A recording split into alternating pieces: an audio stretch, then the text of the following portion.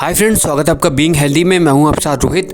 आज की इस वीडियो में हम बहुत ही रेयर तरह की टीबी के बारे में बात करेंगे जो आपकी स्पाइनल कॉर्ड यानी कि जो रीढ़ की हड्डी है इसमें होती है। और इस तरह की जो टीबी होती है उसे हम कहते हैं स्पाइन टीबी। तो आज की इस वीडियो में हम A to Z बात करेंगे स्पाइन टीबी को लेकर कि क्या है इसके कारण, लक्षण और इसका इलाज।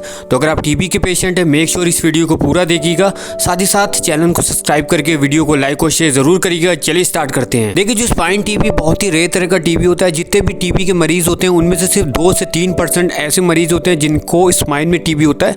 ज़्यादातर केसेस में लंग्स टीबी होता है। तो जैसे कि आपको पता होगा, अगर कोई पेशेंट टीबी का बैक्टीरिया को अंदर ले लेता है सांस के थ्रू, तो जो बैक्टीरिया वो आपके लंग्स में डिपॉजिट हो जाता है। उसके बाद आपके इम्यून सिस्टम का ड्रॉप होने का इंतज़ार करता है। तो आगे चल के अगर आपका इम्यून सिस्टम ड्रॉप हो जाता है तो ये बैक्टीरिया जो है आपके लंग्स में इन्फेक्शन कर देता है। तो ज़्यादातर केसेस में लंग्स का ही इन्फेक्शन होता है। लेकिन कुछ पेशेंट ऐसे होते हैं जिनके ब्लड में ये बैक्टीरिया पहुँच जाता है, क्योंकि ब्लड आपके पूरे बॉडी में फ्लो करता है।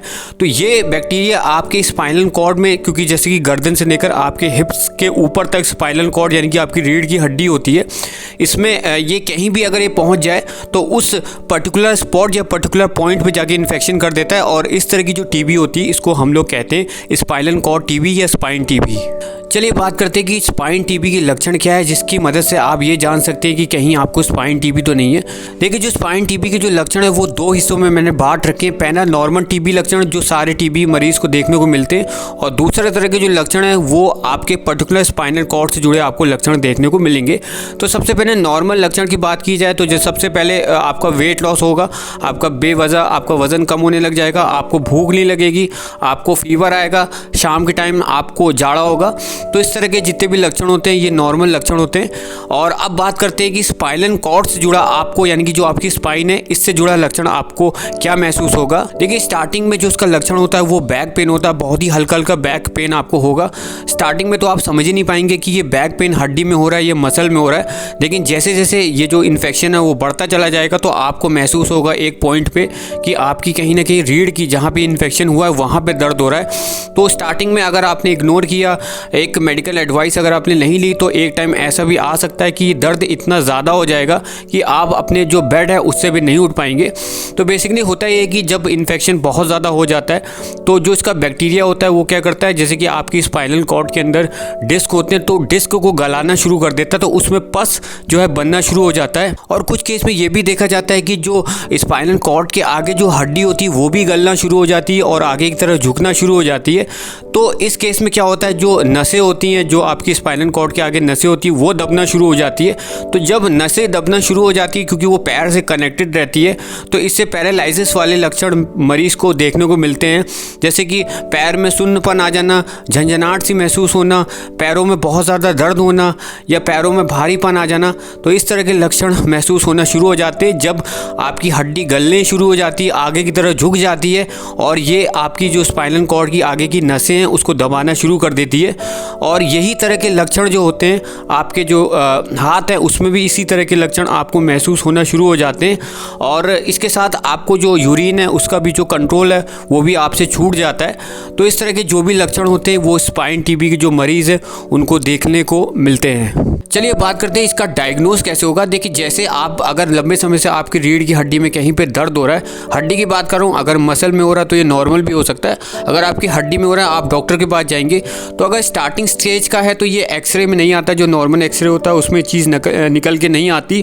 जब एक एडवांस स्टेज में पहुँच जाएगा, बहुत ज़्यादा इन्फेक्शन हो जाएगा, तभी ये नॉर्मल एक्सरे में आता है। तो ऐसे में स्टार्टिंग स्टेज का जो अगर आपकी स्पाइन में टीबी हो रही है तो ये इसके लिए MRI स्कैन डॉक्टर रिकमेंड करते हैं। तो उसमें साफ साफ पता चल जाएगा कि कहीं डिस्क तो नहीं गल ली, कहीं हड्डी तो नहीं गल ली, कहीं पस तो ऐसा नहीं हो रहा है कि कहीं पस तो नहीं बनना। तो ये चीज़ MRI स्कैन में आ जाती है।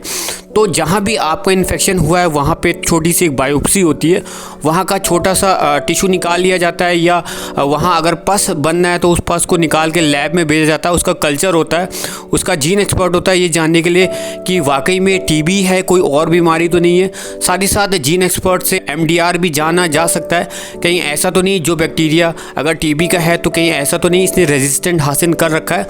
तो MDR जानने के लिए भी जीन एक्सपर्ट किया जाता है, ताकि नॉर्मल दवा उसमें ना दी जाए, स्टार्टिंग से ही MDR की दवा पेशेंट को दी जाए ताकि पेशेंट पूरी तरह से ठीक हो जाए। चलिए बात करते हैं इसका इलाज क्या है। देखिए, अगर आप टाइम पे चले जाते हैं डॉक्टर के पास और MRI स्कैन और जो कल्चर या आपका जो जीन एक्सपर्ट है उसमें ये चीज़ साबित हो जाता है कि आपको टीबी है, चाहे नॉर्मल हो चाहे MDR हो, ज़्यादातर केस में नॉर्मली होता है, तो 4 तरह के ड्रग्स आपको दिए जाते हैं जैसे कि बाकी तरह के टीबी में दिए जाते हैं, जिसमें रिम्फाम्सिन, आइसोनाइजेड, इथम्बटोल हाइड्रोक्लोराइड और पायराजिनामाइड। तो ये 4 तरह के ड्रग्स एक कंबाइंड टैबलेट के फॉर्म में आपके एज और वेट के हिसाब से आपको खाना होता है। कम से कम 1 साल आपको खाना होता है, जिसके बाद आप पूरी तरह से स्पाइन टीबी से ठीक हो जाते हैं। देखिए, कुछ पेशेंट ऐसे भी होते हैं जो बहुत ही एडवांस स्टेज में जाते हैं डॉक्टर के पास, जब उनको चलने फिरने में जो है प्रॉब्लम होना शुरू हो जाती है, क्योंकि जो स्पाइनल कॉर्ड के आगे जो नसें होती हैं वो दबना शुरू हो जाती हैं, क्योंकि जो हड्डी है वो गलना शुरू हो जाती है, जो डिस्क है वो गलना शुरू हो जाते हैं। तो डॉक्टर के पास कोई ऑप्शन ना बचता है सिवा सर्जरी के। तो ऐसे में एक पीछे से एक सर्जरी की जाती है जिसे हम कहते हैं डीकम्प्रेशन सर्जरी। तो इसमें जो भी आपकी डिस्क गल गई है या हड्डी ख़राब हो चुकी है, हड्डी झुक चुकी है, टेढ़ी हो चुकी है, उसको काट के हटा दिया जाता है। इसके साथ जो ख़राब टिश्यू है, जो पस है, उसको भी पूरी तरह से साफ़ कर दिया जाता है और उसकी जगह पे जहाँ पे काटा हुआ है वहाँ पे रॉड लगा दी जाती है, नट से उसको फिक्स कर दिया जाता है।